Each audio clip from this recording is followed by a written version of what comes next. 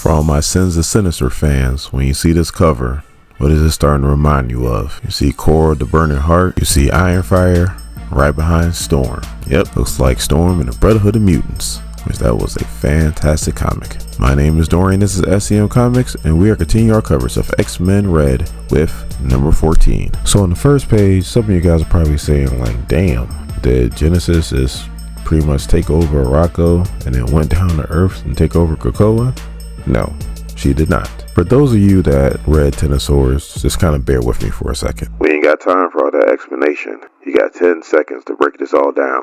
Then you move on. Let this be a lesson. Just because you're a YouTuber doesn't mean you don't work for tyrants. Arakko and Krakoa used to be one island called Okora, and Genesis and Apocalypse were like pretty much the rulers, the monarchs there. Well, somebody took the Twilight Sword and split the island in half, and that's where you get Arakko and Krakoa. Krakoa wind up going on Earth. Arakko eventually, once Tennosaurus over with, relocated to Mars. Now Arakko is just like Krakoa. It is sentient, but it has been dormant until right now. Now next page we see Latuka. Now she's by Genesis' side, but she's not on her side. She's the one that pretty much was able to transport Storm and the people that are on her side away from Genesis and Annihilation, because Annihilation was whispering in everybody's mind, and eventually she would have corrupted everybody's mind, or Annihilation would have corrupted everybody's mind. Now Latuka is like a watcher.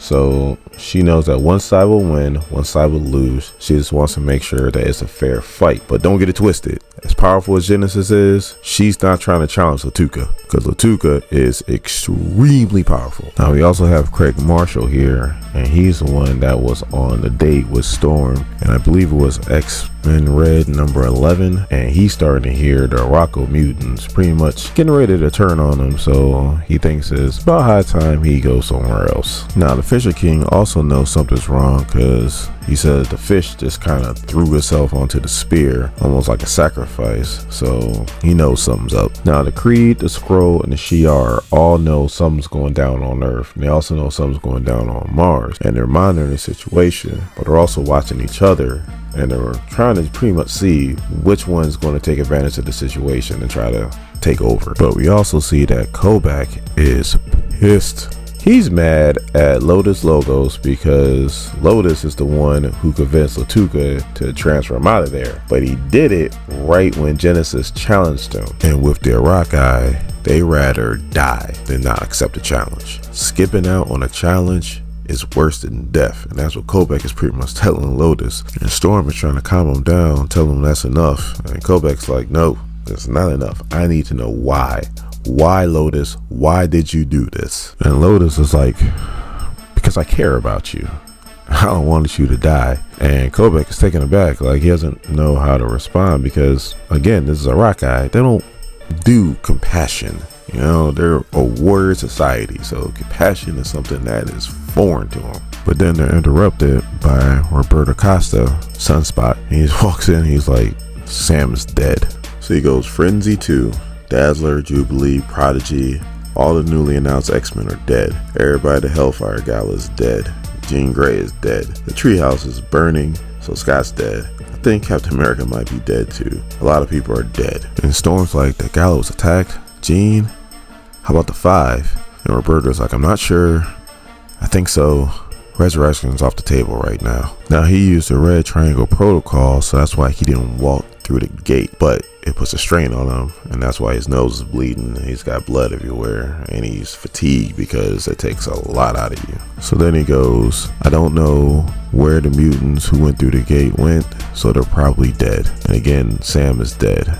Now, if you don't know, Sam and Roberto were on the New Mutants, so they go way back, and they were really close. So this is definitely a personal loss to him. And when I say Sam, I'm talking about Sam Guthrie, who is Cannonball. And then he goes, I used Cable's tech to get here until it stopped working, so he's probably dead too. And then Storm is like, who's responsible for this? And Roberto's like, some other dead people named Orcus. So it doesn't take Storm long to figure out that everything that happened at the gala at the exact same time that Genesis is attacking the Great Ring, that Genesis and Orcus are working together. Alright, let me rephrase that. Orcus is pretty much manipulating Genesis into doing what she's doing right now, because Genesis would never work with an organization like Orcus. And Storm even says that. So then Xylo's like, what do we do?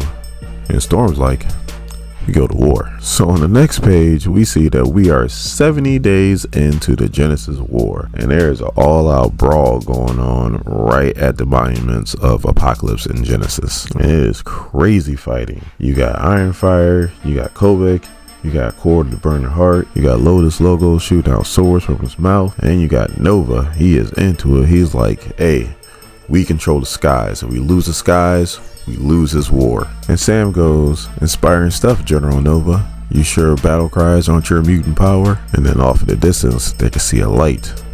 And then they see is Orden, who is Genesis' new seat of loss. So the book's like, I guess he hasn't impressed her yet. You could think of him as like an Omega level cannonball. The further he flies, the faster he flies, the harder he hits. And when he's in that form, he's invulnerable. And they're like, well, what are we gonna do? And Sunspot's like, calm down. He's flying over Isca's territory, and Isca the Unbeaten, she don't play that. All she wants to do is be left alone, and they're supposed to stay out of her mountains. So all of a sudden, all you see is an arrow go right through Orden's head, and Isca's like, you guys know the rules. You all know the rules. These mountains are mine. And Sunspot's like, leave it to Isca to find the vulnerability in the invulnerable. And then Nova's like, that's probably the only freebie we're getting today. So Kobik and their troops pretty much got the ground pretty much secured, but there are more flyers on Genesis side than it is on Storm side. And Sam and Nova's like, we're pretty much outnumbered. I don't know what we're going to do. And all of a sudden, all you hear is Storm goes, no, Genesis challenged all of us, and nobody fights alone. She sends all this wind and snow at the forces of Genesis, and then she just rains down lightning and destroys both Apocalypse Monument and Genesis's monument. And she blocks the path so that Genesis forces can't get through. Now, she could have rained down that lightning on Genesis forces and killed everybody there. And she knows that Genesis will consider that a form of weakness. Storm doesn't care because that's what she's fighting against. And then Kobik's like, we won the day for one day, and all it cost us was another piece of our history. And then Ironfire's like, a piece of our history? All I saw was monuments to our sworn enemies, to traitors of Arakko. So now we head back to the Red Lagoon, and Storm is pretty much sitting there like, we haven't seen any hide nor hair of Ensign Minor. For those of you who don't know, that's Apocalypse. And then wondering when he's going to appear. And Ironfire is like, well, we also got to worry about Blue and the 100. And we haven't seen any of Genesis' children, the 4 horsemen. So that's when the real war is going to start. And then on the last page, we see that the Fisher King shows up, and he's like half himself and half of worms, which I believe that's Xylo. Now, we've seen this before. For all you Sins of Sinister fans, Xylo merged with Cable and made him a lot stronger than what he was. So this is definitely an upgrade for the Fisher King, and Lord knows Storm definitely needs the Fisher King on her side right now.